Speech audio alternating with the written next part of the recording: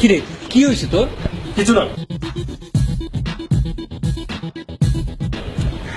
কি কোনো problem? Problem একটা না, হাজারটা। কি নিয়ে হাজারটা প্রবলেম? কি নিয়ে আর হবে?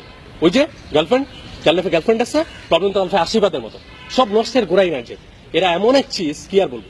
নিজে লেট করলে যা সরি বলবো, শেষ। আর ছেলে লেট করলে মহাকাণ্ড, রিলেশন শেষ, তুমি একটা রেসপন্সিবল, ব্লা ব্লা ব্লা। আরে ভাই, আমিও তো মানুষ, আমি কি সুপারম্যান নাকি?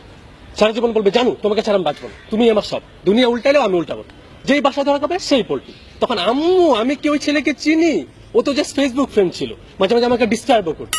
আর ছেলেরা ধরা খাইলেই কি, না খাইলেই কি, আম্মু আমি কিন্তু ওই মেয়েকে ছাড়া বাঁচবো না। আরে ভাই, আমিও তো মানুষ, মানুষ তো নাকি? অ্যালার্ম ঘুরতো না যে তোর জন্য প্রত্যেকটা দেবো সালাম দিয়ে রাখবো। আজকাল আবার ডের অভাব নেই, ফুল ডে ভালোবাসা, হাগলে, চুমা, ডাল, জামাডে, পাজামাডে, কত ডে যে আছে, প্রত্যেক ডেতে। ভাই চান যদি কোনোটা মিস হয় তখন বলবি তুমি একটা হারামি, আমার দিকে একদমই খেয়াল নেই। আরে ভাই, আমিও তো মানুষ, মানুষ তো নাকি? অ্যালার্ম ঘুরতো না যে তোর জন্য প্রত্যেকটা দেবো সালাম দিয়ে রাখবো। পৃথিবীর সব দায়িত্ব ছেড়ে ভালো পড়ো, ভালো জব করো, নইলে ভালো মেয়ে পাবা না। আরে ভাই, ভালো মেয়ে কোথেকে পাবো? ভালো মেয়ে কি পৃথিবীতে আসছে? আচ্ছা মানলাম 1000টা খারাপের মধ্যে 2-1টা ভালো আছে, তার সাথে আমার বিয়ে হবে কেমনে? আমি কি ভালো জব করি? আমার কি টাকা আছে? নাকি মানুষ কেমন সেটা বিবেচনা করে? বিয়ে তো তাকেই করবে যা আর্নিং ভালো। কোনো সুন্দর মেয়েকে প্রপোজ করতে যাও, বলবে নিজের চেহারাটা আয়না দেখো, তারপর প্রপোজ করতে আসবা। কিছুদিন পর এই মেয়েটা এমন একটা ছেলেকে বিয়ে করবে যার চেহারা আয়না দেখে হরর মুভি দেখার 7 মিনিট। এই জন্য মেয়ে মানুষ নেওয়া উচিত ডিস্টার্বিং এনিম্যাল।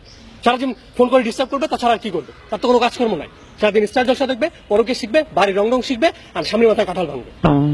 মেয়েদের হাজারটা প্রবলেম বয়ফ্রেন্ড ছাড়া সলভ হয় না। আর যেহেতু বয়ফ্রেন্ড আছে, প্রবলেম ওর শেষ নেই। জানু আমার নেল পালিশের রং ভালো হয়নি, জানু আমাকে পিঁপড়ায় কামড়াইছে। আর ভাই তুই কেন বুঝিস না তোর সব রংটা আমার ভালো লাগে না? আমার তো কাজ আছে, নাকি সারাদিন তোর মতো ফেসবুক চালার ময়দা মাখি? দিল্লি রেস্টুরেন্টে নাও, ঘুরতে বের হও। একদিন যদি ওপেন পার্কে বসি, তাহলে ছেলে ফকির নি। আরে যা খরচ করে তা তো ছেলেরাই করে। কোন সংবিধান আছে খরচ শুধু ছেলেরাই করবে?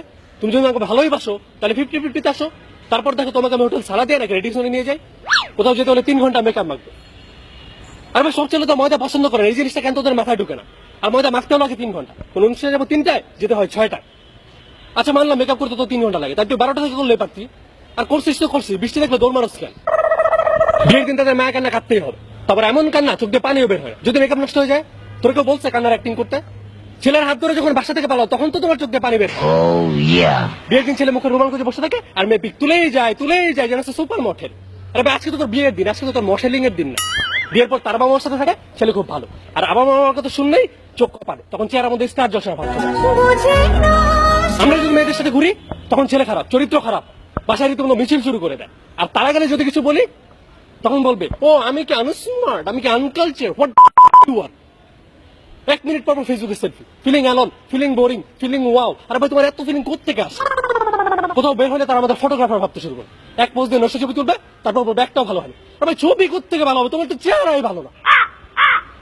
পেঁচার মতো চেহারা নিয়ে কখনো ভালো ছবি আসে?